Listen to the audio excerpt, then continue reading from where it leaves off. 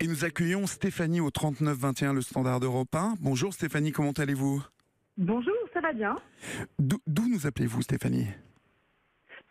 J'appelle de Normandie, dans la Manche, en De bord de mer. Normandie, très bien, donc dans basse Normandie, hein, c'est ça? Oui. Alors Stéphanie, vous avez voulu changer de vie il y a 10 ans, suite à un week-end en Normandie. Que s'est-il passé? Vous avez eu un déclic lors de ce week-end?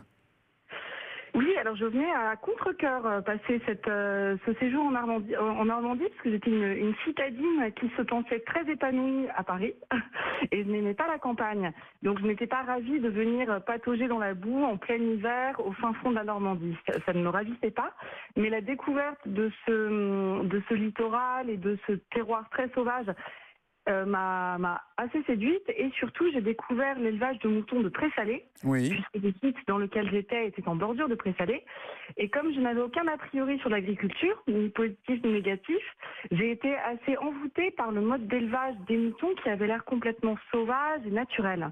Donc la découverte a gagné en magie, parce que c'était un univers sur lequel je n'avais pas d'idée préconçue. Et est-ce qu'à partir de ce moment-là, de retour à Paris, vous vous êtes mis à ne plus en pouvoir de vivre à Paris? Pas sur le coup, pas tout de suite, mais je suis revenue plusieurs fois en vacances pendant plus d'1 an ici, et chaque fois que je venais ici, je me sentais bien et en harmonie et en cohérence. Et chaque fois que je repartais à Paris, à contrario, je me sentais de plus en plus enfermée et dans un univers cloisonné, pas épanouissant. Je devenais complètement neurasthénique, c'est-à-dire que j'arrivais plus à prendre le métro sans pleurer. Enfin, je vivais très mal chaque retour à Paris. Donc vous avez décidé à un moment de sauter le pas. Qu'est-ce qui vous a poussé à sauter le pas? Qu'est-ce qui m'a poussée?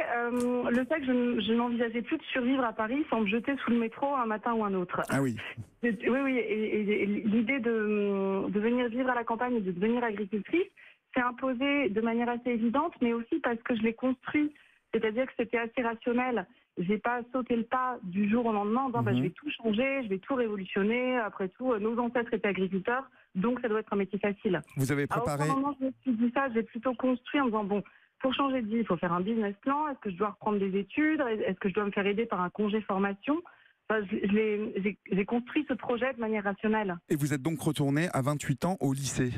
Comment cela s'est-il passé au lycée? Lycée agricole, hein? Lycée agricole, mais une partie cours pour adultes, puisqu'on est quand même de plus en plus nombreux à changer de vie ou changer de carrière. Ouais. Donc il y a dans les lycées agricoles un secteur, un département qui est dédié aux adultes en reconversion. Donc c'est pas des cours très très élaborés. J'ai pas fait une thèse d'agronomie. Hein. J'ai oublié de vous demander, que faisiez-vous en fait à Paris comme boulot? Je travaillais dans l'audiovisuel et dans le graphisme. D'accord. Donc c'était très, très artistique, mais très abstrait, voire très fumeux selon le point de vue où on se place. Alors le fait d'être retourné au lycée agricole, comment votre famille a réagi? Comment mon quoi, pardon? Comment votre famille a réagi à cette décision? Plutôt bien, parce que ma famille elle-même avait traversé plein de up and down dans sa vie, ce qui fait que chacun avait eu l'occasion au moins une fois de se remettre en cause et de re-hiérarchiser différemment ses priorités.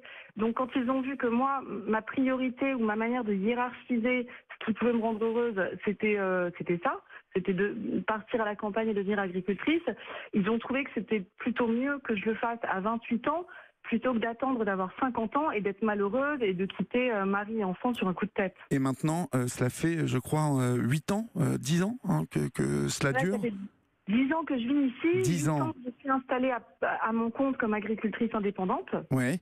Est-ce qu'il vous est arrivé de regretter cette situation, ou êtes-vous heureuse aujourd'hui? À aucun moment j'ai regretté. En revanche, mes objectifs ont évolué au fil des ans. C'est-à-dire que plus je découvert de choses sur ce nouveau métier, plus je me suis rendu compte que ça correspondait pas à l'idée que je m'en étais faite au début. Ouais. Donc mon objectif, il a un peu évolué, et j'ai fait évoluer mon exploitation en fonction de ça aussi. Et vous n'avez pas choisi le plus facile, hein, parce que l'agriculture, on sait que c'est difficile. Vous n'avez pas eu peur avant de vous lancer dans ce métier-là? Je crois que ma grande chance, c'est que j'étais inconsciente et que j'avais pas tout pigé ce qui m'attendait. Mais est-ce qu'il ne faut pas... J'avais l'impression de pouvoir abattre des montagnes. Et justement, est-ce qu'il ne faut pas une bonne dose d'inconscience pour sauter le pas? On continuera à en parler lors de cette émission, parce que